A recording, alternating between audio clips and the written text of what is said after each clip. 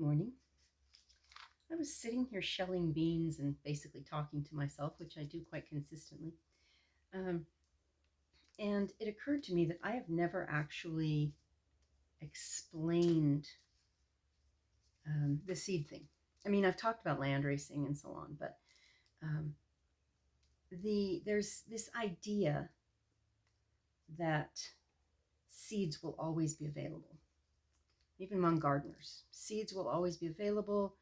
Nitrogen fertilizers, fertilizers in general, soil tests, these things will always be available.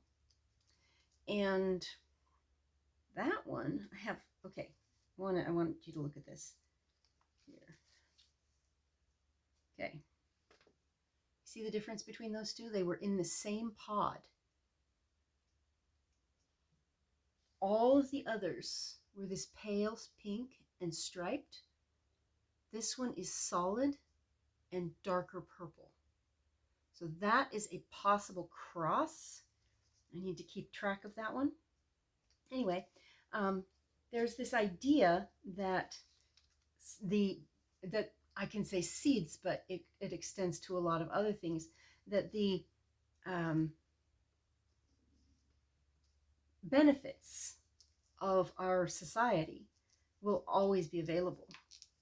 And I could get into the political stuff, but I wanted to discuss a different aspect because I am doing land racing, and I am, working on my property, and I am digging in the dirt, and whatever it takes, because there will be a time, and I can say will, historically that has always been the case.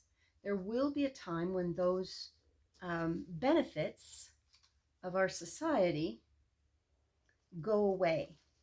And it may only be for a little while. It may be for a year.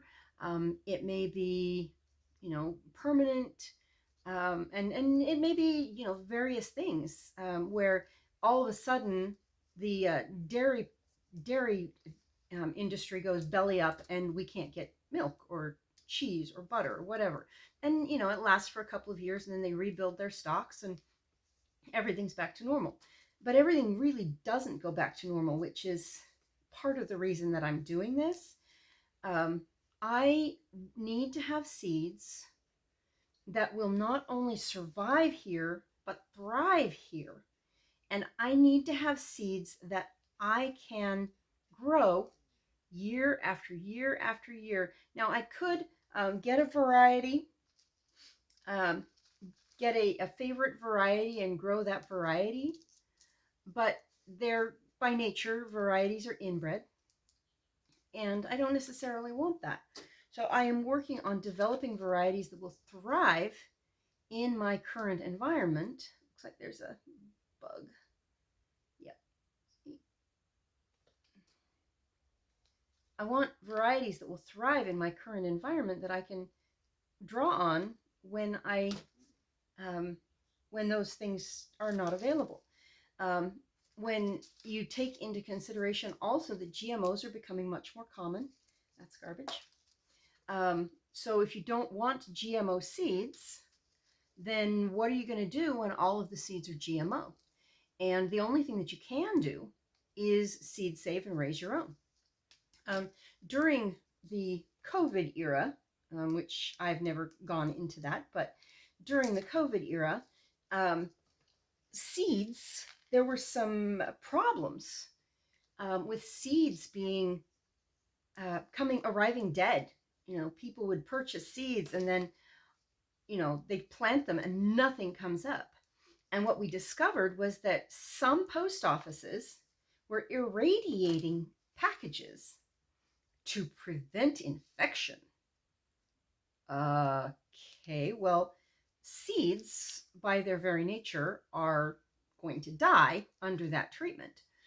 So you really never know what is going to happen to the seeds or to the nitrogen fertilizer or to, whatever, all these other things. The GMOs, patented varieties that you're not allowed to save seeds from, And going into that, that's an entirely different issue. Going into if seeds go to the seed repositories, the I can't remember what it's called, but there are um, seed vaults where you can donate seeds. Well, I read the contract once for one of those and decided not to donate my seeds because it basically said if somebody contracts this variety of seeds, then you have no more right to it. You give up all right to this seed for yourself. Well, it didn't say it, but it definitely implied for yourself and everyone else who grows it. So I chose not to send my seeds to the seed vault because of that. But all of these things are interfering with food production. And if you take one spoke out of the wheel, it makes the wheel far more fragile. So my goal is to be able to provide all of my own seeds and all of my own food. I know it's not entirely possible, but that is the goal. And a goal does not have to be achievable. That's another a topic for another day. A goal does not have to be achievable. It is something to move towards. And so if you can move toward it, and I sit here shelling beans, and these will be seeds for next year. And I have more seeds out in the garage. I pulled the plants.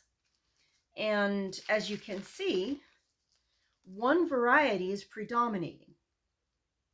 There are actually two varieties here that are extremely, okay, that one I need to take a look at that one. There are two varieties here that are predominating. It's this purple, and let's see if I can find, and this pink, okay? Those are the two that off of one plant provided the most seeds. This one is called Idaho Pink. I can't remember what this one is called. But in any case, if I can get a variety that grows well here, then I don't need to worry if the post office starts irradiating seeds, or if somebody from a seed vault, if some company contracts with a seed vault for a particular variety that I am growing and says, oh, this can't be grown anymore because now they have a patent on it, which, that's the contract basically says that they can do that.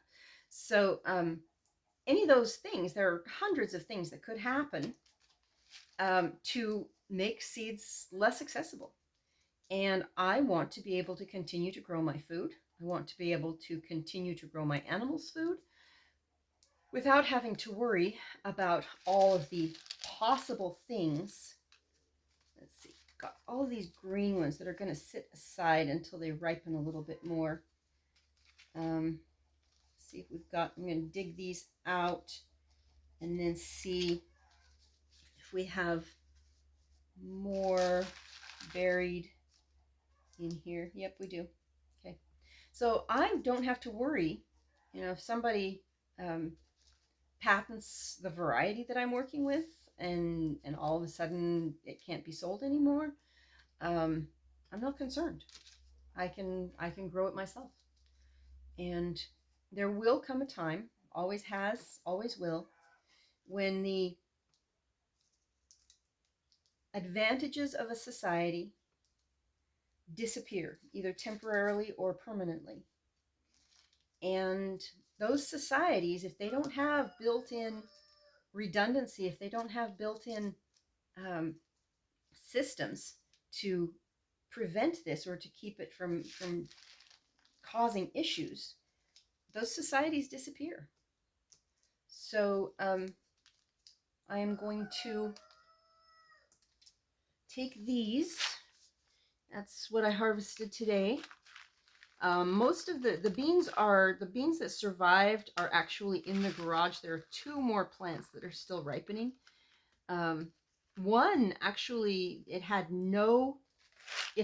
all the beans on it were unripe. So, but you can see there are these black ones, but only a few of them. Brown ones, but only a few of them.